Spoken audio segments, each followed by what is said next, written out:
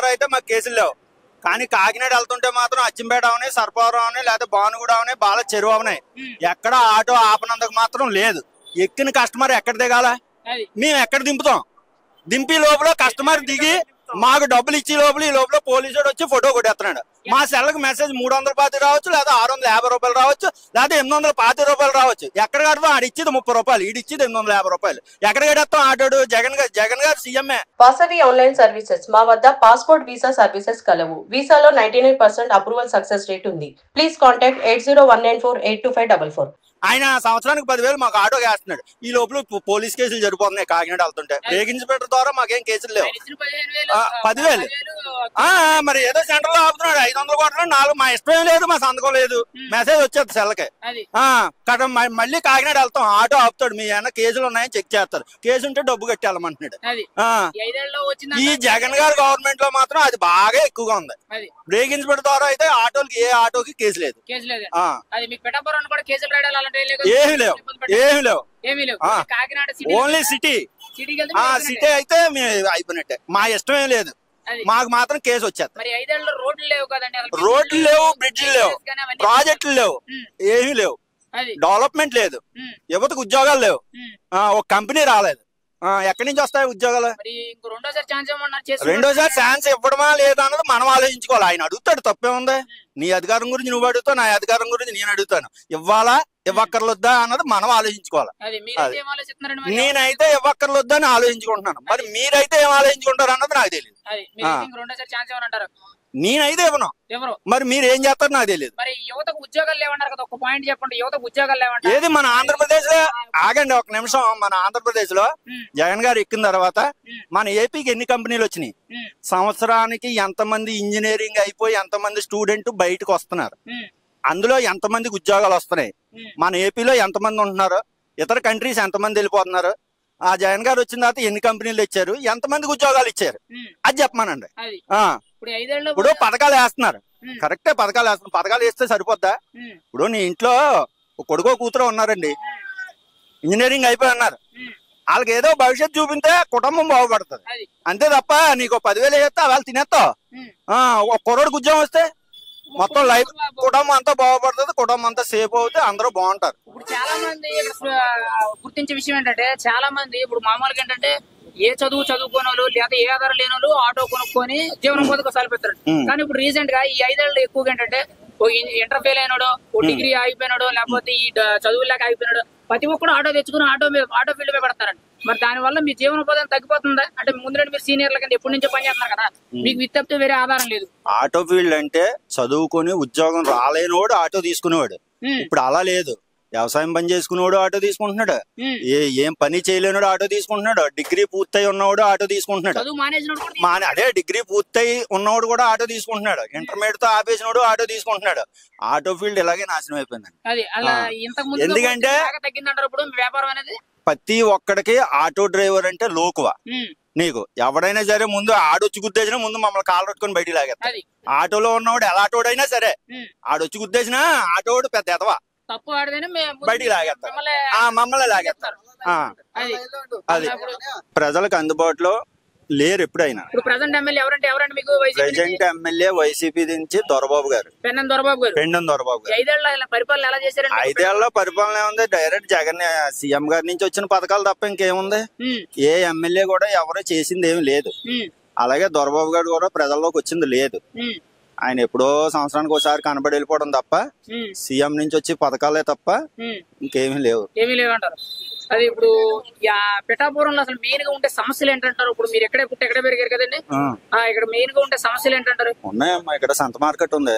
ఎంతమంది ఎమ్మెల్యేలు వచ్చినా సంత మార్కెట్ లాగా ఉంది. అది పాత పాడుపడిపోయి ఎప్పుడు పాత అలాగే ఉంది కానీ బాగు చేస్తలేదు. లేవు, అది దాన్ని డెవలప్ చేసుకోవాలి కదా, నలుగురికి ఉపయోగపడేదే కదా. అలాగే ఇలా చాలా సమస్యలు ఉన్నాయి. ఇప్పుడు గత గవర్నమెంట్ లో చేసిన పనులు తప్ప బ్రిడ్జ్లు అయినా సరే ఏమైనా సరే ఇప్పుడు గత గవర్నమెంట్ లో ఎస్విఎస్ఎన్ వర్మ గారు చేశారు ఎమ్మెల్యే గారు. మన ఏలాసం 1,500 కోట్లు ఎంతో రిలీజ్ చేశారు. అందులో 300 కోట్లు ఎంతో ఆ వేళ ఆయన ఎమ్మెల్యేగా ఉన్నప్పుడు తెచ్చి కాలువలు అవి రిపేర్ చేశారు.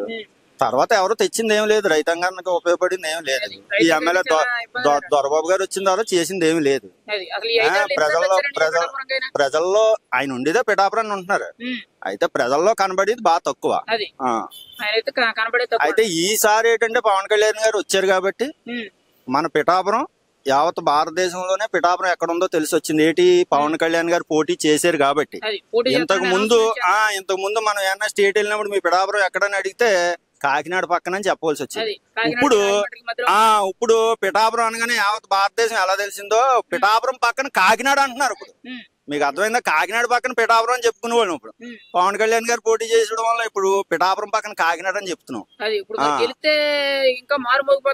మరి ఇంకా డెవలప్ ఇప్పుడు పవన్ కళ్యాణ్ గారు ఇక్కడ గెలిస్తే పిఠాపురం చాలా డెవలప్మెంట్ అవుతుంది. ఎందుకంటే ఒక్క పవన్ కళ్యాణ్ గారే నరేంద్ర మోడీతో డైరెక్ట్ గా మాట్లాడే అవకాశం ఆయనకే ఉంది. ఇక్కడ ఎమ్మెల్యేలకు గాని స్టేట్ లో మన ఏ లీడర్ కి కూడా నరేంద్ర మోడీ గారితో డైరెక్ట్ అపాయింట్మెంట్ తీసుకునే అవకాశం ఏ ఒక్కరికి కూడా లేదు, ఒక పవన్ కళ్యాణ్ గారికి ఉంది. ఏంటంటారు అంత నమ్మకం ఏంటి ఈయన మీద? అది మోడీ గారికి ఉన్న నమ్మకం. అదే అంటే ఈయన మీద అంత నమ్మకం ఆయనకి రావడానికి ఏంటంటే ఈయన ఫ్యాన్ ఫాలోయింగ్. స్టేట్ లో ఈయన నెగ్గినా ఓడినా ఈయన ఫ్యాన్ ఫాలోయింగ్ ఏమీ తగ్గదు పవన్ కళ్యాణ్ గారిది. అయితే ఈసారి కూడా ఏంటంటే ఇప్పుడు అందరికీ పిఠాపురం తరపున అవకాశం ఇచ్చాం. గీత గారికి ఇచ్చాం, వర్మ గారికి ఇచ్చాం. ఈసారి పవన్ కళ్యాణ్ గారికి కూడా ఇస్తే ఆయన ఏం చేస్తాడో మనం కూడా చూడాలిగా.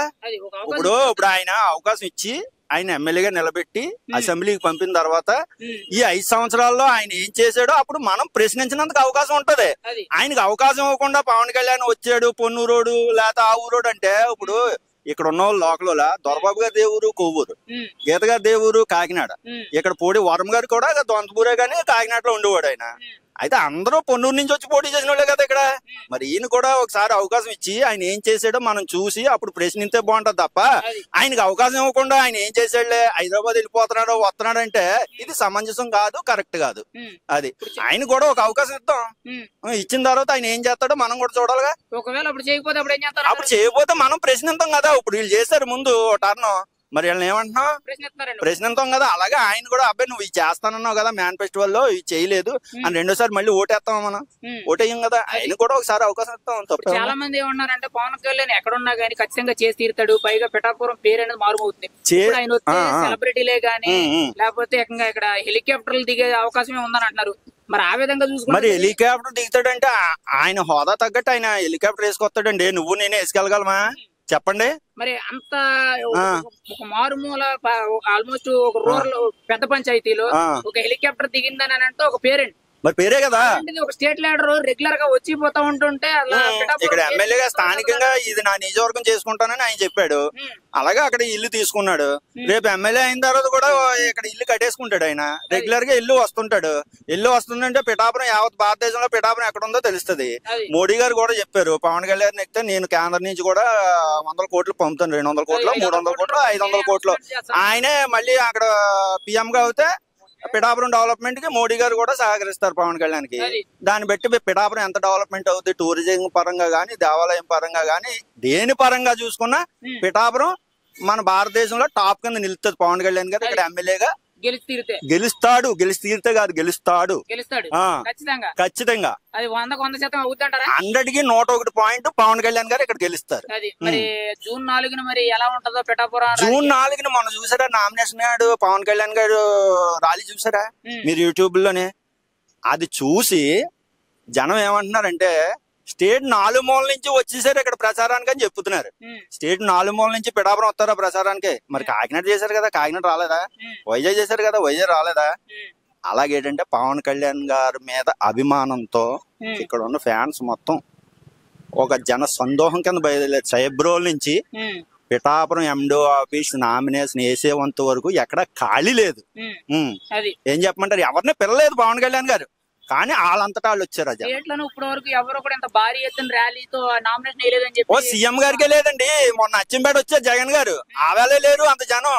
1500 బస్సులు వేశారు. ఒక్కో బస్సులో 10 మంది 15 మందిని లేకపోతే 4. అది పవన్ కళ్యాణ్ గారి ఒక గాలి అలా ఉంది. అది మీ పిఠాపురం అయితే ఒక చరిత్ర అంతా తిరగరాస్తారని అంటారు మీ పిఠాపురం నుంచి. కంపల్సరీ ఖచ్చితంగా కంపల్సరీ. మరి ఆయన గుర్తుండన్నా ఫైనల్ గా గాజు గ్లాస్.